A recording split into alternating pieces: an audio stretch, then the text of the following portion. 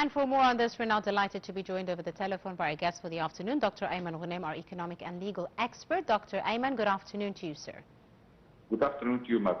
Thank you very much, Doctor, for your time this afternoon. Now, this cargo corridor between Egypt and Italy has been receiving much attention, of course, due to the regional developments. How do you see this specific corridor as an alternate route, specifically with the Strait of Hormuz now being disrupted and the maritime flow being disrupted in the region and the world as a whole? Well, actually, we know quite well that with every opportunity, with every problem comes an opportunity. And now, of course, we all face the problem of the war in the Middle East, the war in the Gulf. Yes. And such war actually had a negative impact on all the trade routes, especially those that cross the Strait of Hormuz. And this affected the Suez Canal, which is one of the most important trade arteries in the world. Yes. And this is expecting also to continue affecting the revenues of Suez Canal for some time. Because we know that the oil tankers that pass through the Strait of Hormuz, they come to Suez Canal and they cross Suez Canal, and then they go either to Southern Europe or North America. So one of the alternatives that Egypt is now exploring is to try to find an opportunity out of this problem. And the opportunity here is to serve as an alternate trade route for cargo between the Gulf and Europe and America. And of course, one of the trade routes would be the roll-on, roll-off cargo corridor between Egypt and Italy. Of course, roll-on, roll-off means that the cargo can be driven through cars or through trucks to the vessel, and then driven out of the vessel when the vessel reaches its destination. Right. So the alternative here is that we can use such trade route and receive cargoes and send cargo to Europe and to the US, maybe through the Safaga port on the Red Sea, and then from Safaga to Damietta, the cargo can be driven from Safaga port on the Red Sea to Damietta port on the Mediterranean, and then from Damietta to the Italian port of Trieste, and then from Italy to the other part of Europe. This is one of the plans, this is one of the alternatives that now Egypt is actively exploring. Right, indeed. Dr. Ayman, now if, the regional war risk premiums continue to remain at their high levels and high percentages, do you think Egypt is prepared to scale this route further and use it to provide more of a safe route and an alternative route to the Strait of Hormuz? Well, actually, this depends on the type of cargo we're talking about. Because, of course, if we're talking about the oil shipment, then they need oil pipes, they need the construction of oil pipes all through Saudi Arabia to the Red Sea, and then from the Red Sea they can be shipped to Egypt, and this takes time. But as an alternative route, presently for the cargo, for the merchandise cargo, then of course such trade route on the short run can serve as an alternative from Damietta to Italy. You know that the Strait of Hormuz, according to Reuters actually, previously they used to receive around 140 to 180 vessels per day. Used to cross them. Now the strait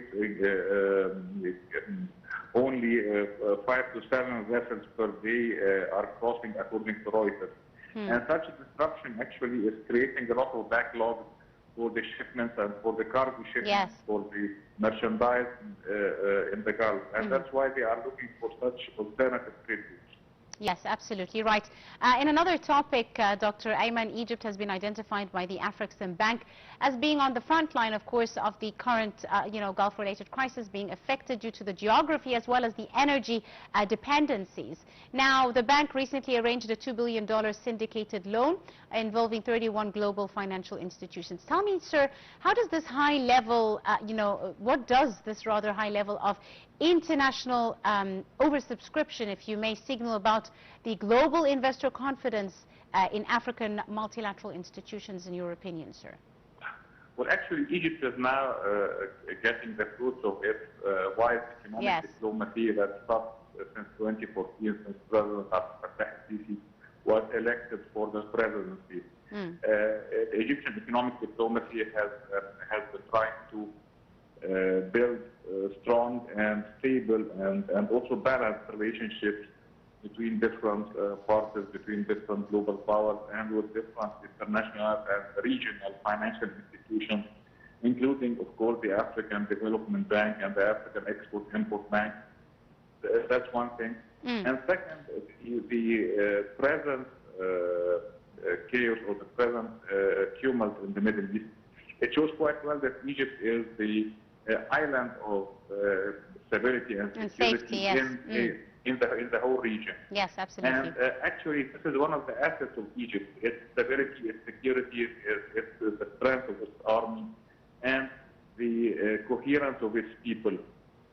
That's why amid such turbulent conditions, you can find a lot of investors, they trust Egypt the most. Of course, the African Export-Import Bank has arranged such facility because Egypt now is eligible for such facility, for such relief facilities, mainly because of the disruption in the trade routes and the reduction in the revenues of Suez Canal, which is one of the most important trade arteries in the world. Absolutely. More than 11% of the international trade used to pass through Suez Canal. Of course, predominantly the oil exportation to Europe and to North America. We know that the Gulf countries, they control more than 25 to 30% of the oil production in the world, and more than 20% of the liquefied natural gas exportation. Of course, the loss of such amount, the loss of the revenues of such transportation massively affected the revenues of Suez Canal.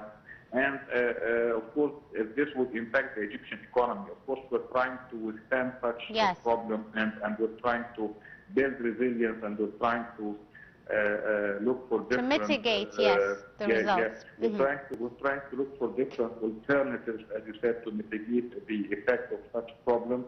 But, of course, in the short run, we would definitely need such relief finance packages. Absolutely. Now, of course, as you mentioned, Doctor, the Afrexim Bank also said beyond the immediate $10 billion US dollars in the response program, they're also helping Egypt transition from what they called crisis management to long-term structural resilience against the regional volatility. How important is this part of the address? Well, actually, talking about the long-term resilience of the Egyptian economy, here we're talking about the diversification of the Egyptian economy and its attempt, or the attempt of Egypt to transform from a previous year-and-tier of economy into a manufacturing, exportation, and a service economy, into an exporting economy. Of course, this will be a long-term quest. This is not something on the short run. Indeed. And this requires a lot of structural changes, which we are now actively engaging. One of the important structural changes is to invest more in our infrastructure. We did invest, of course, in the infrastructure since 2014, since President Fattah al-Sisi was elected. We did invest in our road networks, in the construction transportation and ports. Yes, in the construction of new cities, in the construction of power plants, and in the construction of power networks. But we need more in order to support the transformation of the Egyptian economy into a manufacturing-based economy and service-based economy. And actually, this is our long-term strategy, or actually, it is our medium-term strategy by which we aspire by 2030 to increase the contribution of manufacturing industries to around 20% of our GDP.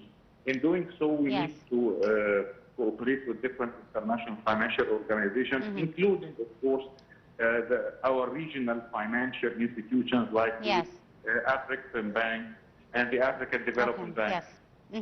Right, we'll leave it at that. Dr. Ayman Ghoneim, our economic and legal expert. Many thanks, sir, for your time and your insight and for joining us